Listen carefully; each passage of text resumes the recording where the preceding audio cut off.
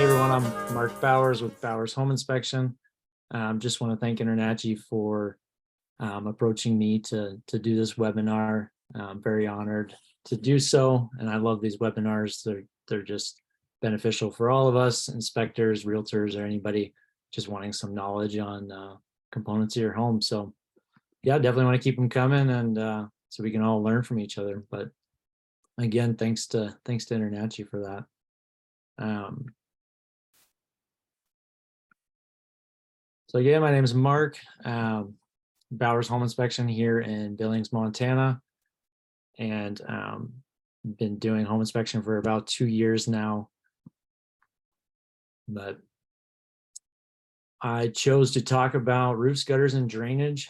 And I think it's kind of mainly just gutters and drainage kind of gets overlooked sometimes, thinks that it's kind of,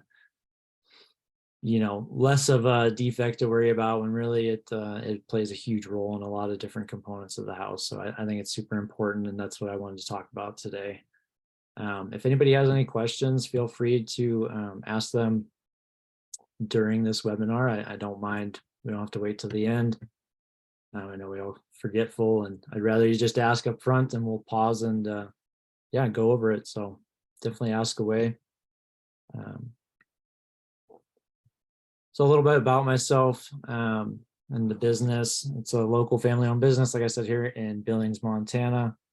I'm the sole inspector, the only one. So my wife, she does do a lot with the business as well, as far as marketing and client relations, and she goes over the reports at night and stuff. We could go over all that wording and fun stuff. She has just as much excitement as me with homes. So it's definitely a joint effort with that. Some of my experience, just a little bit about that. I used to build when I was younger. We kind of did, just me and a couple of guys, did new home construction, custom homes from the ground up. So I got to see a ton of stuff firsthand early on, and definitely sparked my curiosity. And it started back then when I was younger, as far as a goal to flip a home. I started watching those shows, and that was always a dream of mine to flip a house. And I finally got to do that about 4 years ago.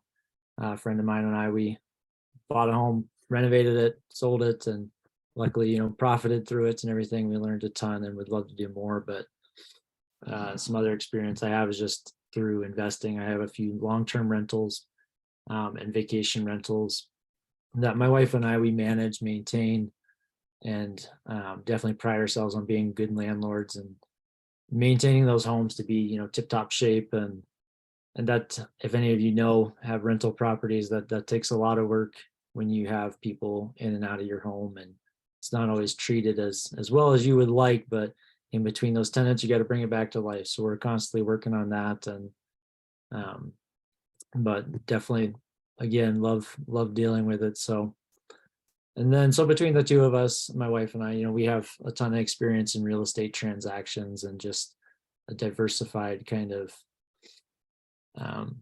amount of knowledge with just homes in general. So, and then obviously through InterNACHI, all the coursework, becoming a home inspector, my continuing education, all the courses that they offer, they're just wonderful. Anytime I have a question, there's the forums. We can connect through social media. Just other InterNACHI members, or even if they're not InterNACHI really, but again, love their coursework, and they get to help me anytime I have a question. So definitely have learned a lot through them. One thing that I definitely tell all my clients is that, I just want to build a community of informed homeowners. That's very important to me. And I don't just want to do, an inspection and take their money and, thanks for the business and move on. Definitely want to show them how to maintain their home. I have the Now That You Have Home Inspection book by InterNACHI. If you don't give those out to your client, I highly suggest it. It's a few dollars, and like Ben says, just take your price up a little bit or something, but it's definitely worth it. Everybody has been super happy that I give those books to. Realtors love it. So, and that's just again, parting more knowledge to the homeowner, even if it's not their first time buying a home. A lot of people just don't know what all it takes to maintain a home, and it's just a lot of work. So as we all know, but along with that, so I use Spectora reports, and I think that showcases the house. Definitely really awesome. Phone, tablet, computer, anything. It's very user friendly. And then showing, kind of showcasing the home at that point in time. As we all know, that's when the inspection, we're just inspecting at that point in time. But I really want to give, essentially a user manual of my client's home. So the good and the bad, taking tons of pictures. With that book, they have the knowledge. I always tell them they can reach out to me down the road. Doesn't matter when. Hopefully I can maybe save them a service call, just as simple as somebody who doesn't know how to change your furnace filter. Instead of spending $100, $200 on a service call, I can just walk them through that. I can pull up pictures from their house and really go through it with them and maybe help them out. So again, that's kind of where I pride myself on my business, to maybe separate myself out from others I don't really know, but just informing those buyers. So with the reports, I always tell people that I get them within 24 hours. Spectora really, guides through as you're doing an inspection. You can set it up how you want, and it's very smooth. And I only inspect one a day. I did 2 a day for a little bit when I had to, and it was very overwhelming. I like to just focus on one house a day. Sometimes even with that report, I'll send it the next morning if I want to just sleep on it. And some of these homes can get very overwhelming with the amount of defects that we find. So just a little about the importance of the roof gutters and drainage. The sole purpose is, to shed that water away from the home. That surface area of the roof definitely collects a ton of water.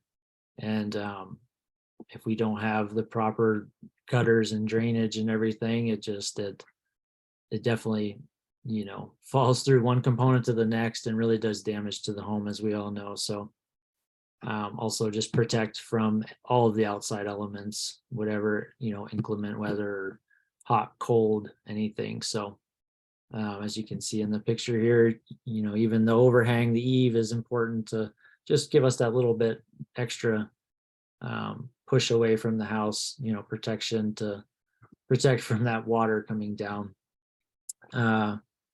The downspout extension, we need that minimum 5 foot away, and that needs to be directed in a proper manner, not just pointing wherever, not towards your neighbor's house. I had a pretty interesting run-in with that, as far as they had proper drainage at this home, but the way it was pointed was just flooding the neighbor's yard. If we just diverted it kind of a little off to the side, it was gonna save their yard from flooding. So that was actually a really nice instance where I was able to talk with the homeowner that had the issue, but then also my client, because the homeowner prior, he wasn't willing to help the neighbor out, and this one was. So hopefully I got happy neighbors there now.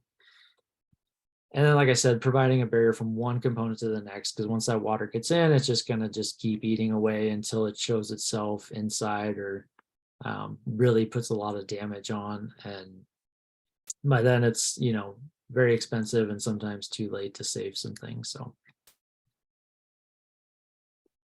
so standards of practice: the inspector shall inspect from the ground level or the eaves, the roof covering materials, gutters, downspouts, vents, flashing, skylights, chimney, other roof penetrations, the general structure of the roof, and we're required to describe the type of roof covering material, and also report as in need of correction any indications of active roof leaks.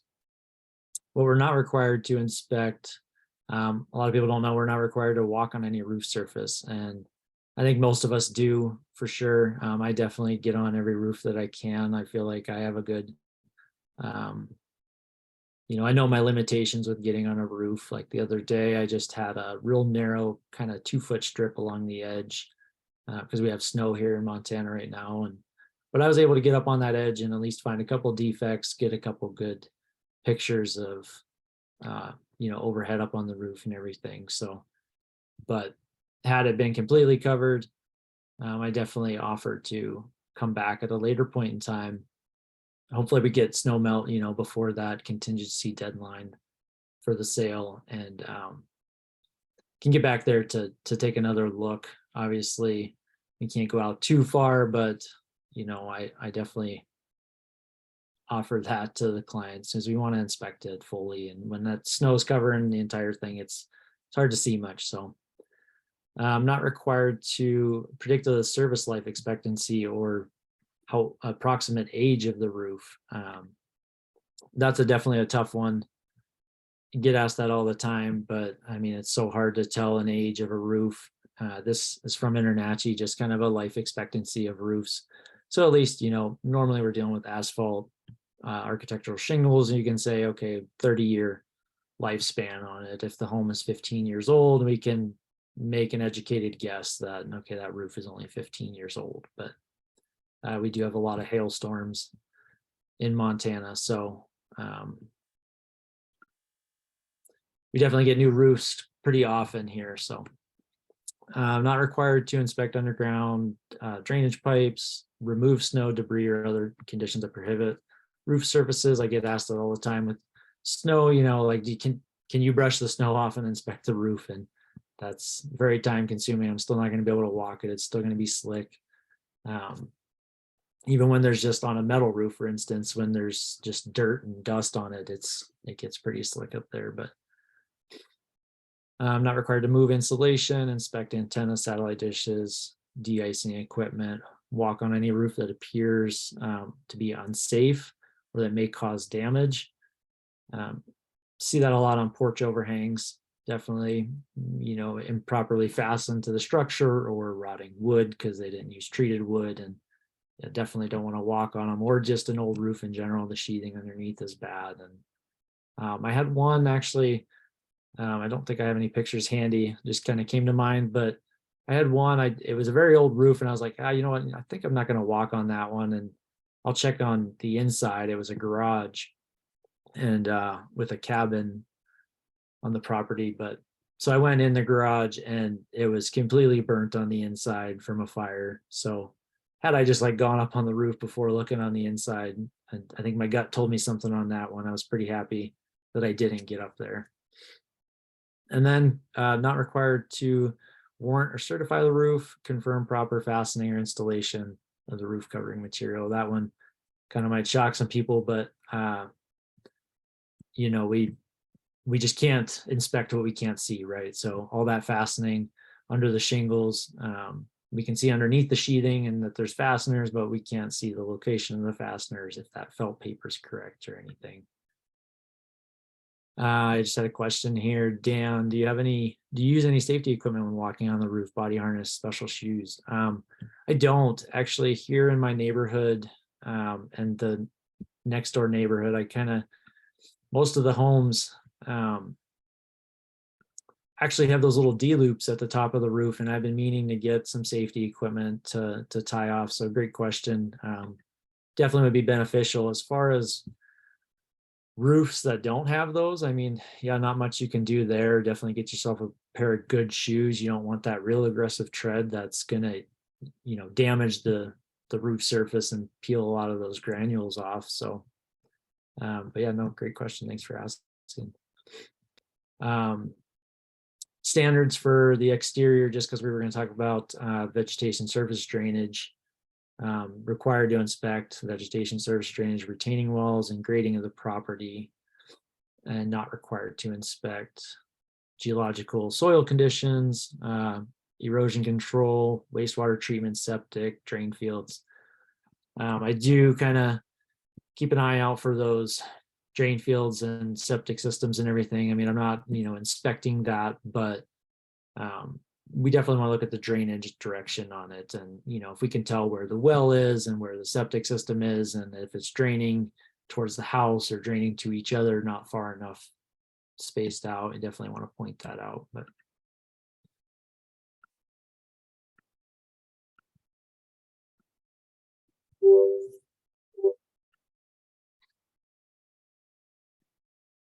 so here I'm going to go into some common roof defects. This is kind of what I see in my area as far as what I'm calling common. You guys might see different things, but here in Montana, this is what I see a lot of. Exposed fastener heads all the time. I mean, at least it's a super easy fix, but I wish, I saw it less for sure. Excuse me. Delamination, and that kind of goes hand in hand with hail damage. I think sometimes, we got to be careful with that delamination, what I call it. Some of you might call it something different, but just kind of that granule loss. This home had a ton of spots. I can show you some pictures, but and I believe this one was from hail damage. I didn't see the, little dents in the roof that we typically see with hail damage, but I think it happened a while ago and kind of provoked that granule loss. And here's an example of hail damage. It's tough to get a picture, but this flat membrane roof definitely showed it well. Kick out flashing, that one's a big one. Super important. Wish I would see more of it, because that one really does some damage. I have a bunch more pictures that will go into each of these a little bit more. Ice damming and counter flashing.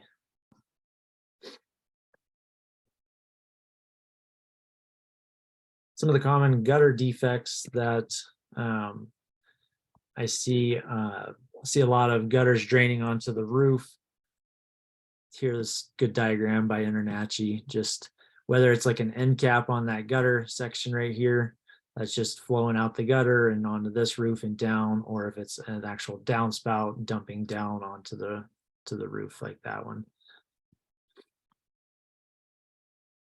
Leaking gutters, typically see that on corners like this one here.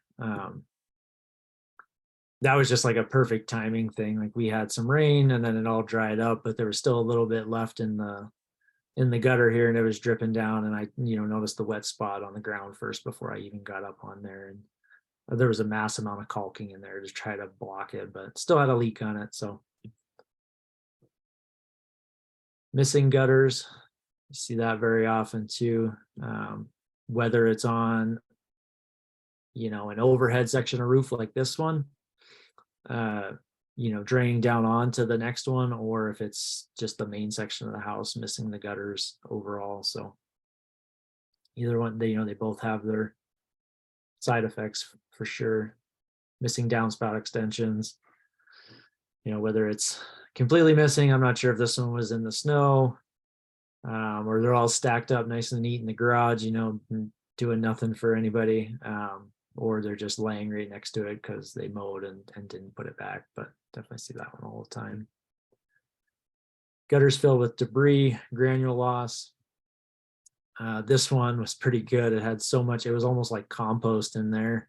Just been in there for a long time. I think it's sat vacant for a while too, but huge trees all around. So a lot of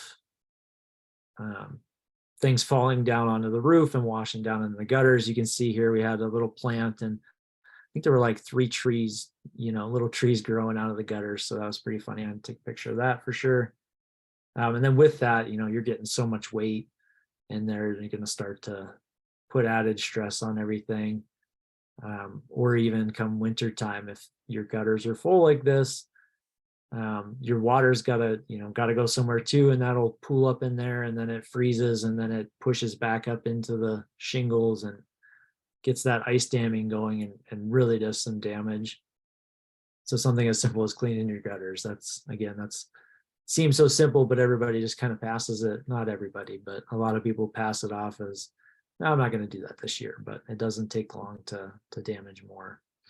Improper or missing fastening. Right here, just missing a fastener on the gutter. So what I like to tell everybody when I'm doing, Oh, lost it here. Just when I'm recommending, a specialist to come in or something like that, I just want to see, does it tell a story, a bigger story of anything? I definitely recommend the specialist. I'm not the specialist, I'm a generalist, so I recommend them when need be. But if we can stay away from it and kind of maybe see what's the bigger issue here. So this one, I had a good example. I'm not sure why that backtracked. So this was a garage floor and had a crack all the way through the garage floor. And in our area with our soil and clay and everything, we see a lot of concrete cracks everywhere. It's very well known. It's kind of talked down as far as how bad it really is. We're gauging the cracks, and again, does it tell a story? And this one we'll show you here.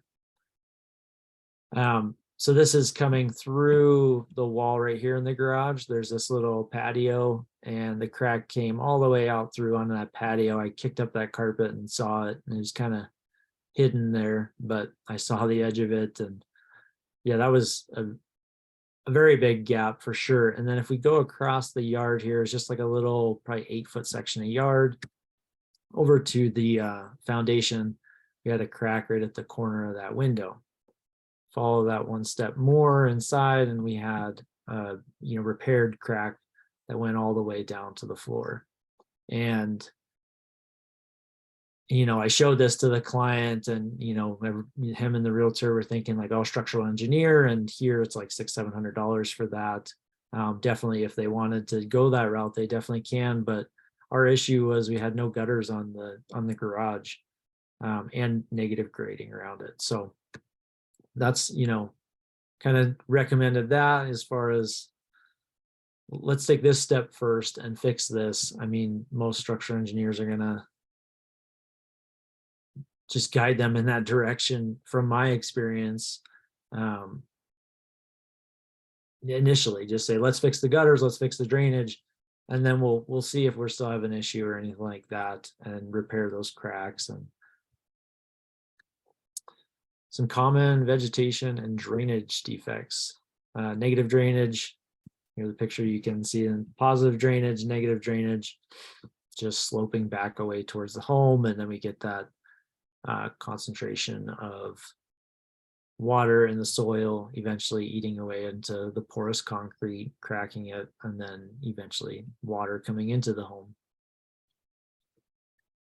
Garden boxes, definitely see that one a lot. Here we'd have a box, and then it's just a huge collection for whether you're manually watering it or just the collection of rainwater, definitely just sitting in there and then coming back again to your foundation. Vegetation against the home, this was by far my best example of that. And I had other people tell me like, oh, it's so beautiful though. And just, yeah, huge no with that. Create your garden space outside in the yard, not against your house like that. So this one was fun, definitely huge inspection restriction. It took me a long time to find the gas meter. I was surprised it wasn't, a little bit more visible with them reading the meter and everything, but it was definitely tucked away in there. Sunken areas around the home, whether it just be from geological features and sinking down in, or this one was actually, there were, I think, like 4 outside dogs, and there were pits dug all along the house. Still doesn't matter which cause, it's still a collection point for water and putting it up against the home. I have a question here. How would you word on the reports or recommendations for the cracking going on due to the gutters? Yeah, great question. That's definitely took a long time. Whoops. Sorry, kind of backtracking here.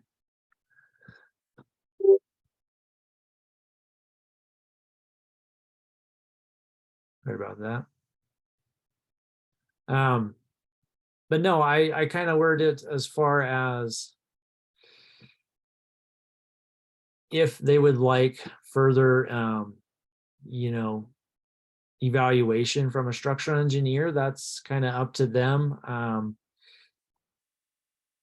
Like I said, our initial issue is the gutters and everything. So I'm gonna pull up, I wonder if I have it handy here. When I come upon that house, I might not have it pulled up, sorry. Because that wording took me a while for that one. So yeah, great question. But not leaving it up to them. I mean, I am the expert, and I still recommended that if they seeked further evaluation, that they could definitely hire that out. However, initially I would suggest that the gutters be fixed, the drainage be fixed. Let's get that water away from the home and monitoring it. Because the home was, I think, 50 or 60 years old. So monitor it, and then if it's still changing or we want just further verification, like, hey, are we still good here, to get that structural engineer in there. And also in the meantime, repairing the cracks professionally, not just, sometimes we can just squeeze some caulk in there, but getting some rebar reinforcement if need be for those bigger ones. And then here I want to go through some of my reports. I always loved when, Ben or whoever did kind of just showcased a lot of pictures. So this is how I learned, and kind of we get to see each other's work and stuff. But so yeah, I'm just going to go through some reports here, and stop me if you have any questions on anything, but they all kind of correlate with what those common defects that I found.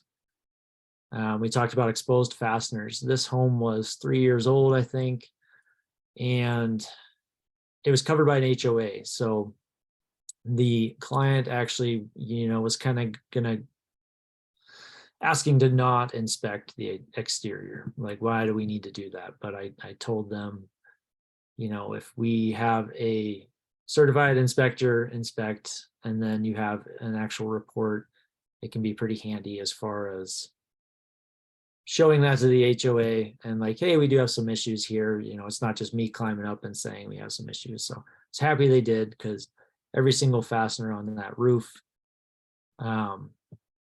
did not have any caulking. All the ridge caps, found a few, random ones that were just nailed a little far down. And then even, I can't remember how many plumbing vent pipes there were, and then also the passive vent pipes. So I think we had 3 nails in each one, in each vent, so we had a ton of exposed fasteners on that. And again, new build, HOA, kind of pass it off, but glad to find that. And then here was the gutter fastening defect. We were missing two fasteners there, right in the middle of a pretty long run. So I mean, there weren't trees nearby, but if we get some water and, it freezes up, if it's not sloped properly, and just get that extra added weight on there, and definitely start sagging. And the more it sags, the more collection point and all that. So even though it's just real super simple and quick, we need to address it and fix it.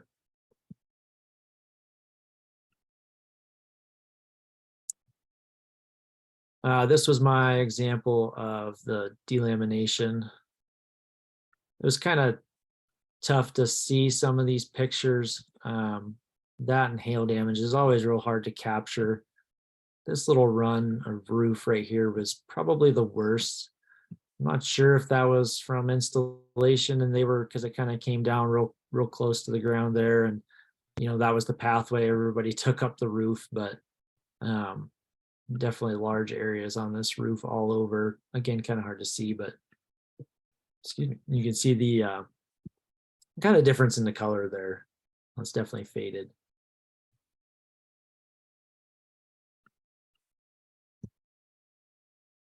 Bunch of flashing defects and exposed fasteners on that one as well.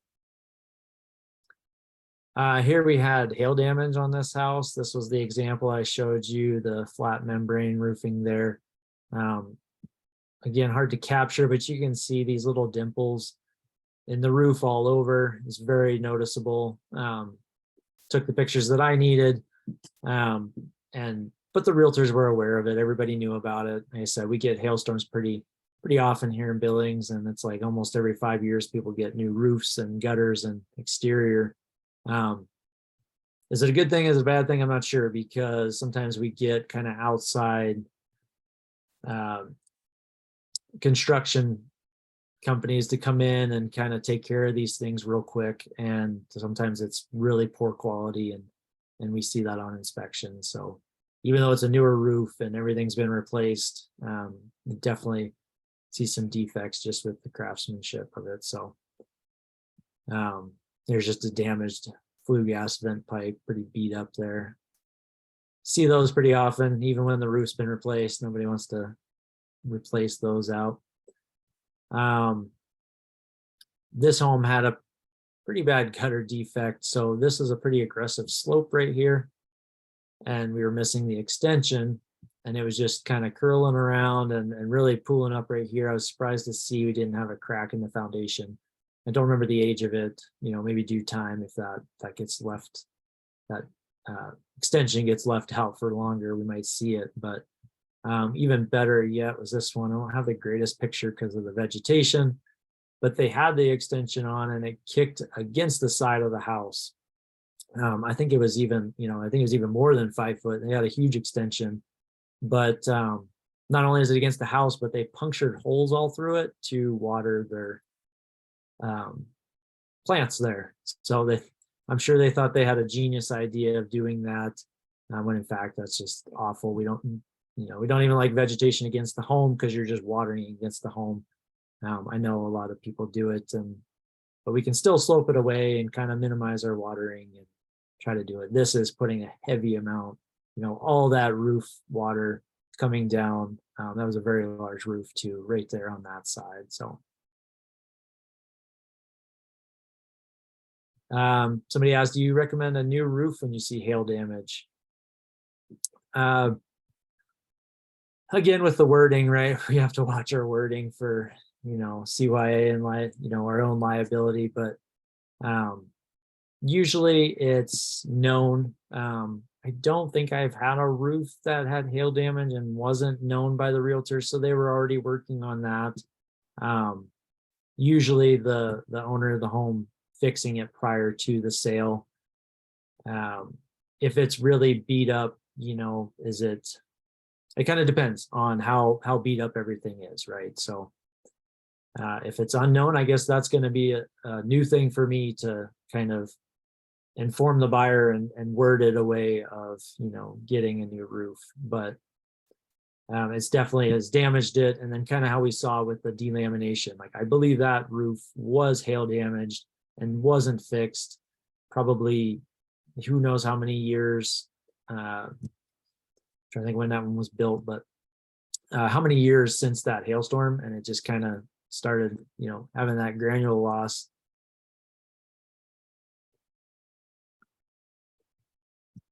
But yes, I mean, ultimately, when it's hail damaged, we usually need a new roof. It's definitely shortened the life expectancy of the roof, right? This home, I had a great example of missing kickout flashing. I always try to take videos too. I don't think it's going to come through on the speaker, so I'll just explain it to you guys. But here, so there was the garage, or sorry, I'm standing on the garage. Look, and then this is the house roof, and this whole side of the house is draining right here into the little gutter right here. And we were missing that piece of kickout flashing, against the side of the house on the roof. Not only are we missing that kickout flashing, but we're taking all of that extra rainwater from this gutter, and it's directing right here and not diverting into that gutter very well. Plus all the roof runoff water coming over on the side here. And this was wood siding. It was also, we didn't have the proper clearance right here on the roof siding, and we had a lot of damage to that siding. But so here's down on the ground. So we had that downspout right here. And all of these little end caps were like pulled off and we had moisture damage, and that rotten wood came down to the trim work right here. That board, since it kind of has that ledge, and the water sat on it, it just ate that away really fast. And then there was even such a high concentration coming down on the corner that we had on the concrete was, eating away and spalling and stuff right there due to all that water falling on it. And the backside was the same. More staining. The siding wasn't as damaged, I think, just because we didn't have that corner piece like in the front, but still definitely damaged exterior. And I think this one was worse. I was surprised to not find inside the garage because it was actually like tucked away here, right there. So, I mean, obviously we need to put this down to the ground or hook it into this gutter here. I would have at least seen it up on this roof surface right here and not literally tucked right against the house. I think that was probably done for aesthetics. There's a little close-up picture of it. So that was definitely heavy amount of water runoff coming right into that little corner. Again, with the exposed fasteners, here's a missing downspout extension. We see these little pans all the time. They don't kick water far enough away from the home. They're only, a couple foot. Half the time they're sunken down into the ground and kind of back draining against to the house, or they've just been kicked or moved and they're not doing anything. So I know we don't like to usually see those.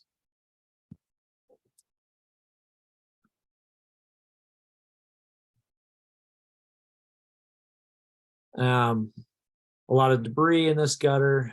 There was a huge pine tree here. I got a picture of it. Hanging over the roof. I mean, we had branches touching the roof, so I called that out. I do like to call out and mention when there is just a tree like this, because some people love having it, but they might not be thinking about the damage that it might cause. So I just love to bring it up. Like, hey, plan to either trim the tree or plan to, expect damage if we have a big storm or anything like that. But definitely calling out the branches, touching the roofs themselves. I can't remember who it was on social media, had a really good video of just a small branch, and it was overhanging a ridge. And it was a newer roof, but he was actually there during, it was the wind was blowing, and so that tree was moving, and it was, rubbing on that ridge cap of the roof, and it actually grooved out that ridge cap. And he's just a great example of, this is why we call these things out. It's not just, oh, hey, there's a tree branch touching your roof, like, just so you know. But I mean, there are many ways that it can cause damage, added moisture, bugs and insects and everything. But no, that was excellent. Really good find on that.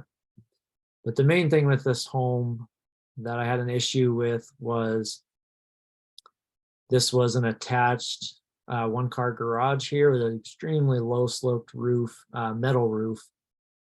And we had a good gutter on the edge of it, but on each side, so the main house, this side was draining over here, and then this side of the entire side of that section of the roof was draining over here.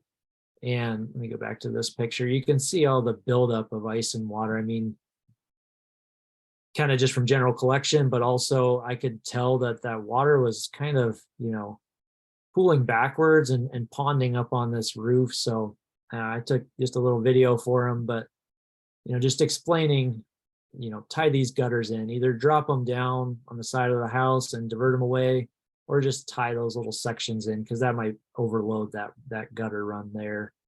Or you can even run them down, not go into that one, and then just run them down on their own to the ground. Many different ways, but either way, just that mass volume, I think it was kind of, just because of that real low slope, was kind of pulling back on, like I said there.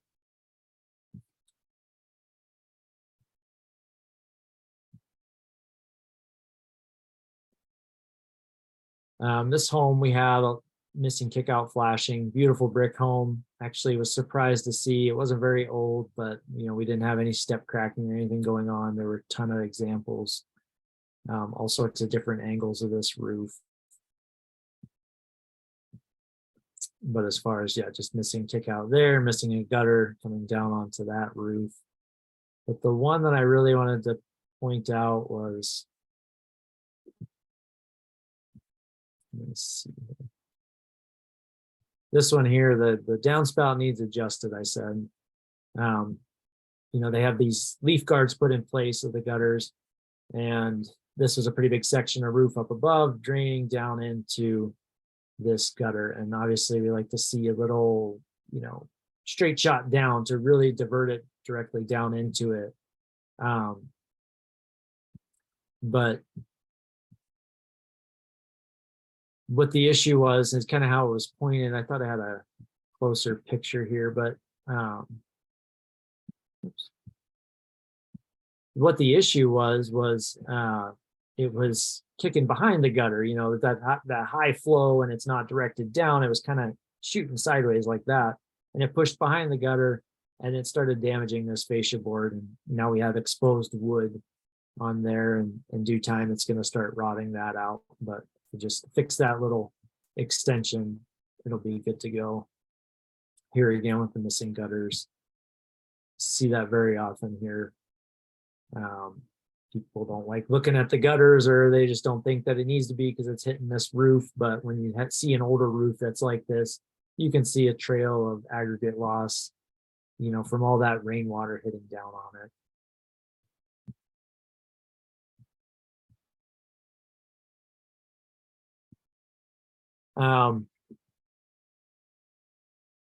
This home was a multi-unit home. You can see it has a gutter right here, and then they skipped a section for whatever reason. And then behind my arrow, can't really see it, there's a little like 10-foot section on the end, but there was a big middle section here that was missing the gutters. We had a sidewalk, a few feet away from the house, and then negative drainage. I mean, to me, this is like a garden box, like just all that water collecting right there. And that I never like seeing those sidewalks unless you really have the built up soil kind of draining off the sidewalk, outside of it. But down inside the home, the room was about right down in here on that side. Inside one of the bedrooms on the lower unit, there was a crack all the way from, the ceiling where the window is, all the way down. The paint starting to peel off. Huge moisture content on the wall. Look, a little closer here, damaged trim. And then we even had damage on the floor, separation of the flooring, and again, moisture content. And that one, I was able to actually talk to the tenant, and they knew there was actually water present, last spring or something with heavy water flow. Not sure what they did I don't think they did anything to kind of fix the issue, but again, recommending that gutter. I believe I did recommend structural for this case. But again, just fixing that gutter, fixing the drainage, and it's going to go a long way. Like I said, it definitely does its damage. And we wait long enough, and then here, just like this instance, it's showing itself in the house and actually flooding the home. So, but this home had a ton of cracks all over in the foundation, because it was supporting a garage. There's a foundation supporting the wall in the basement, supporting the garage above that was bowing out really bad. And so, yeah, we needed a structural engineer bad in this home.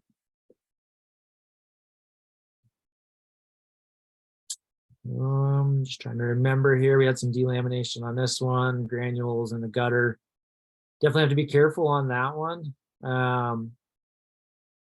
I said this isn't always a sign of an issue. It might just be from the initial aggregate loss from the install. However, I did find a lot of delamination spots. So I, did note like, hey, we need to clean this out of the gutter too, because that's a lot of added weight. But definitely if you see that, be mindful. And it's not always a bad thing. It might just be from that initial install. But the big thing that I noted with this home was we had a little section of roof by the garage. It was just a valley on the other side here, but we were missing a gutter and that little piece of kick out flashing to put it directed into the gutter. I mean, it seems silly, little tiny piece, the little roof structure right there. Wish I had an image from above, but I don't believe. And then same thing with the other side. So on each side of the garage door. And so I noted that first, and then if you go into the garage itself, I had on each side of that garage door watermarks in the sheetrock. It wasn't, it wasn't crumbling and falling down through yet. Give it time, it definitely would be there. But yeah, so that just proved my point. Like, I know it's just a teeny tiny little piece of gutter, but you need that kick out flash in that gutter again to prevent this water from coming into the home. I just had a couple more here.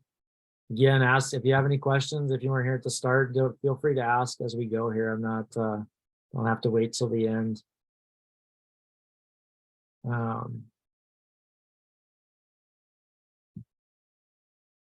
This home, I had, let me see, I'll go to this first. I had ice damming on the roof. And here's just my image if you don't know about ice damming, but once it starts, it's definitely starts pooling water up behind that ice. That freezes, it gets pushed up under the shingles, and then it starts coming down. Once it gets under the shingles, it's done, and we have water in the home. But so this home I inspected, the roof was completely covered with snow.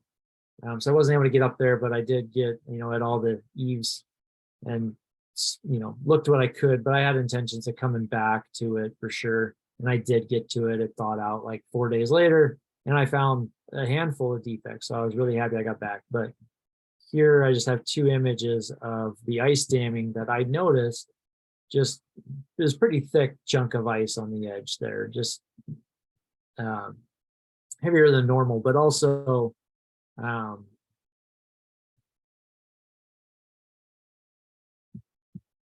yes, Dan, sometimes I do put my ladder against the gutters. I definitely try not to, or I put like a material on it. But actually this one I was able to like set my ladder up, not up against it. If I can do that and just climb up and walk up on, I definitely like to.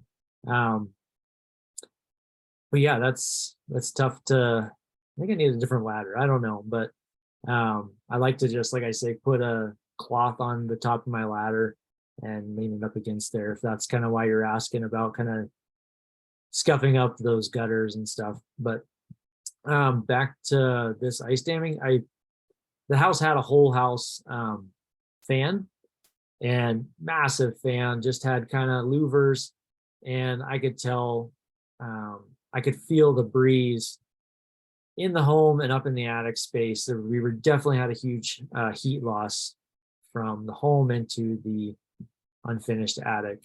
And so I think that's why we were having that ice dam, right? Ventilation, kind of heat loss issues. But let me go back to the roof here. What I found out when I went back when there was no snow was it had quite the lip on the edge of this roof. And in some areas, it was a lot more prominent than others. Let's see my other pictures here. Here, this one had a pretty good bowl to it. And then you can see the only thing that didn't melt was that backside right there. And there was still ice sitting in that little bowl. So this one was tough with wording. Do you recommend that, we must have a sheathing issue at the edge there. Can't get in it to kind of see in the attic if there's damage all the way in the corner like that. So that was a tough one, but still noting it for the future repairs. When the roof does get replaced, when the shingles get replaced, let's kind of correct that. Definitely, inform the buyer on that one and talk through it with him. But thought that was quite interesting.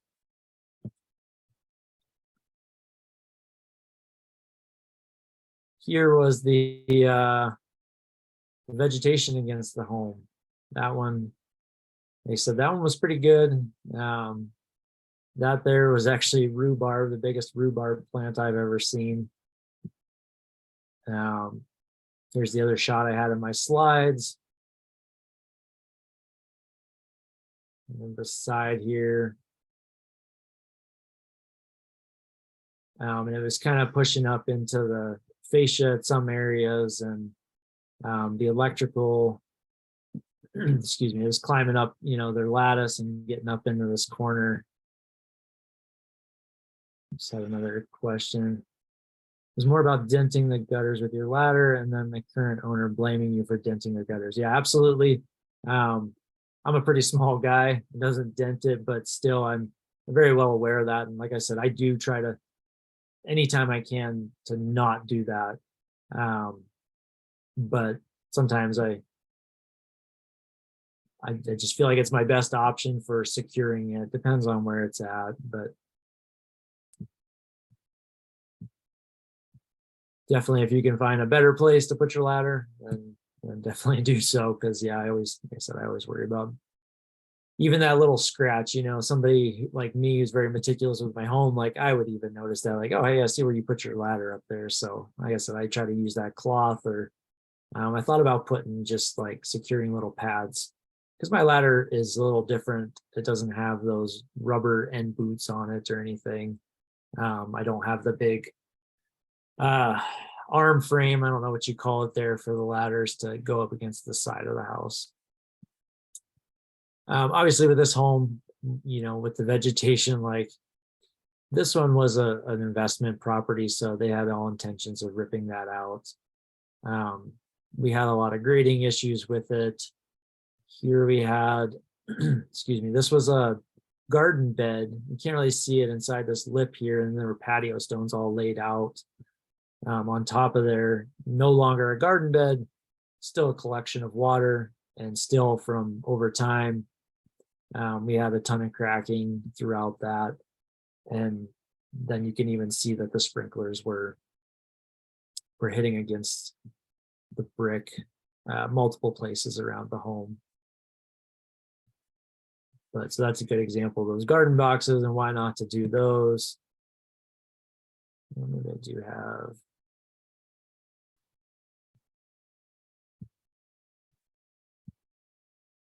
Yeah, we had a lot of step cracking at this home, and the water standing from the sprinklers hitting it, and we all know what that does to the home. So I believe that was all I had. If you guys have any more questions, definitely shout them out now. Thanks again to InterNACHI. For any home inspection needs, they're amazing. Their website is great, InterNACHI.org. And they have all sorts of useful stuff, not just for home inspectors, but realtors or anybody just looking to maintain their house. They can get on there and view certain material and stuff. Here's my website, bowershomeinspectionmt.com, and Instagram, bowershomeinspectionmt. Feel free to follow. I try to post informative content, but I definitely like trying to connect with people on there and seeing things. I mean, we're all in different areas, but it's all very similar, and you get some great conversation going. So definitely reach out if you have any more questions, whether social media or anything. Because yeah, I'd love to chat. And once again, thanks again, InterNACHI, for having me on here. Had a great time. I really enjoyed it, and looking forward to all the other webinars. So thanks, guys.